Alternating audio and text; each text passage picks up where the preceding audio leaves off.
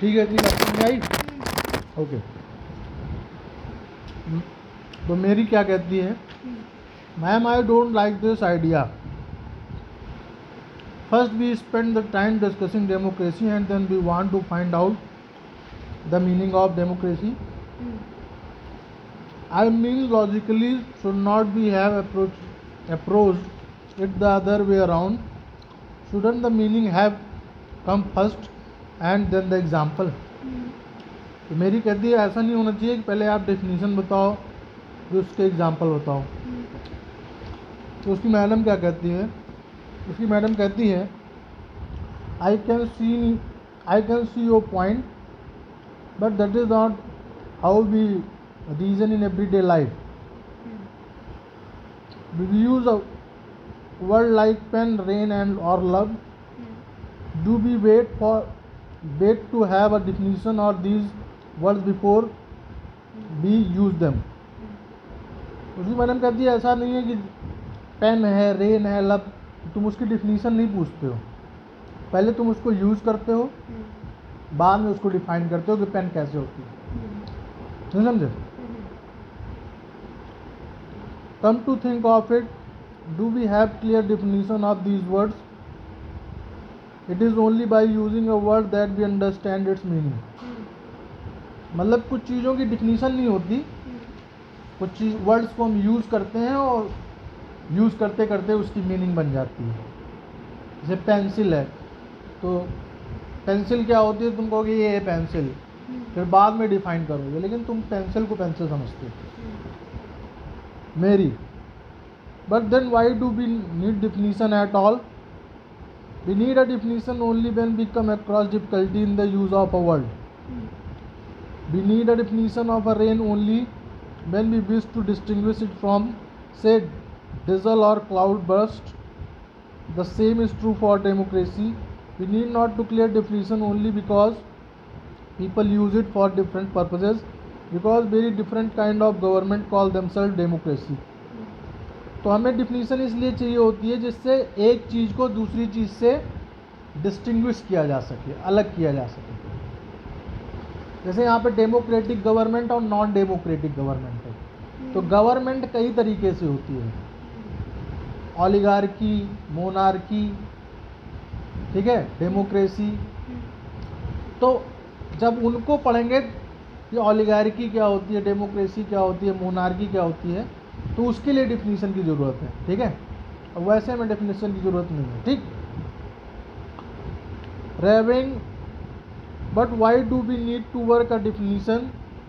The other day you quoted Abraham Lincoln to us, democracy is the government of people, by the people and for the people. तो democracy की definition याद कर लेना। Abraham Lincoln ने कहा है, किसने? अब्राहम लिंकन ने कहा है कि democracy is the government of the people, लोगों की, पकड़ो, बाय द पीपल, लोगों द्वारा, फॉर द पीपल, लोगों के लिए, ठीक है ना। ऐसी गवर्नमेंट जो लोगों के द्वारा बनाई जाए, लोगों के लिए बनाई जाए और लोगों की हो, पीपल्स की, उसे हम डेमोक्रेसी कहते हैं। डेमोक्रेसी की अगर डिफिनीशन कहीं लिखनी हो तो क्या लिखोगे? Abraham Lincoln says that democracy is of the people, by the people, for the people. खत्म बात। वो ऐसे अब्राहम लिंकन है, अब्राहिम लिंकन है, जो भी लिंकन हो। We in Meghalaya always ruled ourselves, that is accepted by everyone. Why do we need to change that? Madam का जवाब सुनो, बहुत प्यारा जवाब है। I am not saying we need to change it. I too find the definition very beautiful, but we do not know if this is the best way of defining unless we think about it ourselves.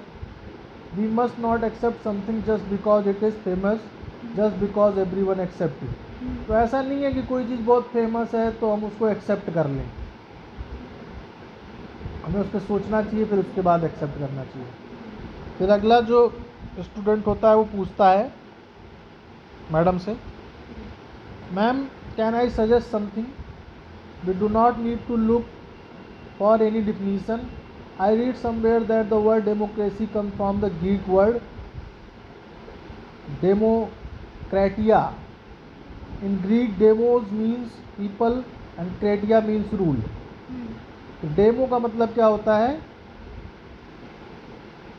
Greek भाषा में people, and क्रेटिया का क्या मतलब होता है, समझ रहे हो? अबे ग्रीक में डेमोक्रेसी को डेमोक्रेटिया कहते हैं. ग्रीक भाषा होती है. ग्रीस सुना है? ग्रीस कंट्री है, वर्ल्ड मैप पे देखोगे तो है. तो democracy is rule by people. तो अगर सिंपल भाषा में तुमसे पूछा जाए तो डेमोक्रेसी क्या है? रूल बाय अब्राहम लिंकन को लिखो, इनको लिखो, सब एक ही बात तो कह रहे हैं, एक ही बात सब कह रहे हैं, घुमा घुमा के अलग अलग तरीके से. This is correct meaning, where is the need to debate. तो मैडम कहती हैं that is also a very helpful way to thinking about this matter. I would just say that this does not always work. A word does not remain tied to its origin. Just think of computers. Originally they were used for computing, that is to say calculating very difficult mathematical sum. These were very powerful calculators, but nowadays very few people use computer for computing sums. They use it for writing, designing, listening music, watching films. Words remain the same, but their meaning can change with the time. In fact, in that case, it is not very useful to look at the origin of the words. समझ गए क्या कह रही है madam? तो madam कह रही है वर्ड पे ज़्यादा ध्यान देने की जरूरत नहीं है. वर्ड की मीनिंग टाइम के साथ चेंज होती रहती है. जैसे कंप्यूटर की मीनिंग टाइम के साथ चेंज हुई. पहले कंप्यूटर का यूज़ होता था मैथमेटिकल सम को कैलकुलेट करने के लिए, लेकिन आज हम हर जगह कंप्यूटर घुसेड़े पड़े हैं. मैम, मैरी जो है वो कहती है ma'am, excuse me ma'am. So basically what you are saying is that there is no shortcut to our thinking about that matter ourselves. We have to think about it meaning and evolve a definition. यही चीज़ मैंने starting में तुम्हें कहा ना कि democracy क्या है उसको समझने के लिए सारा कुछ जब तुम जानोगे तब तुम्हें एक होलिस्टिक अंडरस्टैंडिंग होगी डेमोक्रेसी की. उसकी कोई एक लाइन की डिफिनीशन नहीं है कि तुम्हें बता दी जाए और तुम समझ जाओ कि व्हाट इज़ डेमोक्रेसी. समझ गए? ए सिंपल डिफिनीशन की बात कर लेते हैं. Let us get back to our discussion on similarities and differences among government that are called democracies. तो one simple factor common to all democracies is the government is chosen by the people. तो government बात, अरे यार बंद कर रहा है काम में.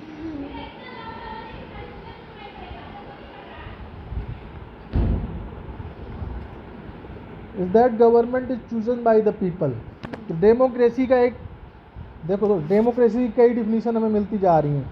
जब इन सारी डिफिनीशन को तुम मिला दोगे तब डेमोक्रेसी की होलिस्टिक डिफिनीशन तुम्हें मालूम.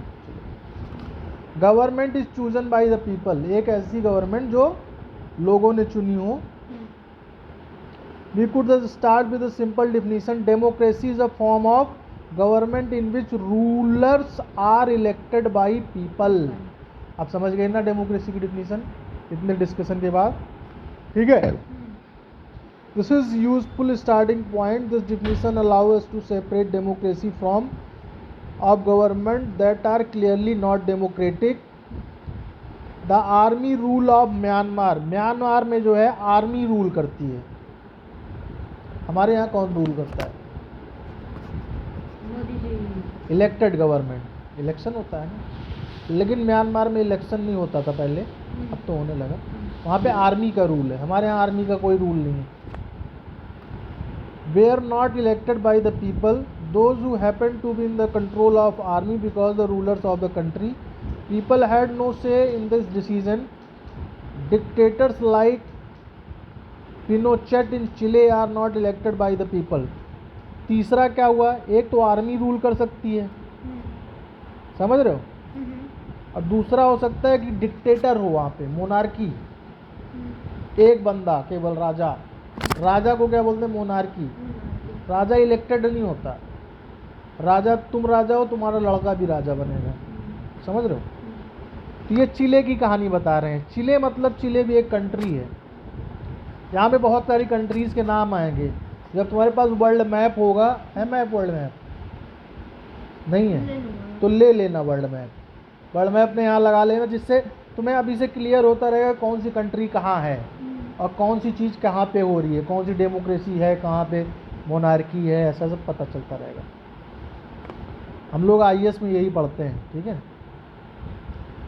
Elected by people, this is also applies to monarchies, dictatorship को या फिर मोनार्की को। The king of the Saudi Arabia, Saudi Arabia में किंग होता है। Rule not because people have chosen them but do so because they have happen to born into the royal family. अभी बताया मैंने। तो जहाँ राजा राज करता है वहाँ पे क्या होता है? मोनार्की होती है। तो राजा का लड़का फिर वहाँ पे राजा होगा। चाइना कोरिया में 5 साल में एक बार होता है इलेक्शन। किसने बताया? कभी कहीं पढ़ा। हाँ, तो ऐसे पढ़ते रहना, ठीक है। This simple definition is not adequate. अपने क्या, अभी तो 5 साल में होता है। वहाँ बीच में हमारे यहाँ ऐसे भी होता है ना, एक हाँ, होता है स्टेट 2 का, साल में और ये सब। स्टेट 2 साल में नहीं होता, स्टेट में होता रहता है, कहीं वही ऐसे म्यूनसिपालिटी में होता रहता है, होता 5 साल के लिए हर जगह, ठीक है। This simple definition is not adequate, it remains as that democracy is people's rule. Simple भाषा में कहें तो democracy is a people's rule, but if we use this definition in an unthinking manner, we would end up calling almost every government that holds an election a democracy. लेकिन हम ऐसा नहीं है कि जहाँ इलेक्शन हो वहाँ पे डेमोक्रेसी हो, ऐसा ज़रूरी नहीं है। That would be very misleading, as we shall find our chapter 3. Every government is contemporary world want to be called democracy. सभी गवर्नमेंट जो हैं वर्ल्ड में वो चाहती हैं कि मुझे डेमोक्रेसी बुलाया जाए, ठीक है। Even if it is not so, that is why we need to carefully distinguish between government that is democracy and the one pretend to be one. तो कुछ गवर्नमेंट डेमोक्रेसी होती हैं जिसमें इलेक्शन होता है, लोग चुनते हैं, ठीक है ना। और कुछ लोग चाहते हैं कि वो डेमोक्रेसी नहीं है, लेकिन वो चाहते हैं कि उनको डेमोक्रेसी बुलाया जाए, ठीक है। We can do so by understanding each word in this definition carefully and spelling out the feature of democratic government. कितनी बात समझ में आई?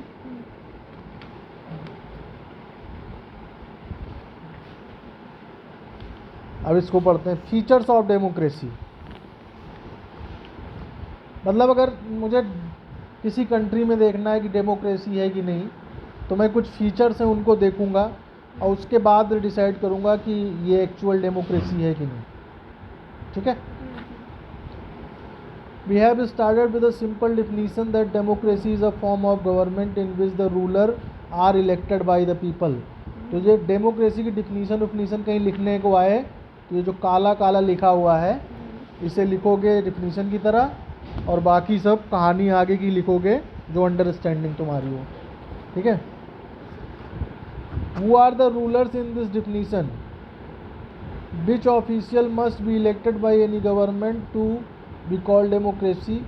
This decision may be taken by non-elected official in the democracy. What kind of election? तो पहली बात हम ruler की बात करेंगे कि इसमें रूलर कौन है, किसी कंट्री में डेमोक्रेसी है कि नहीं।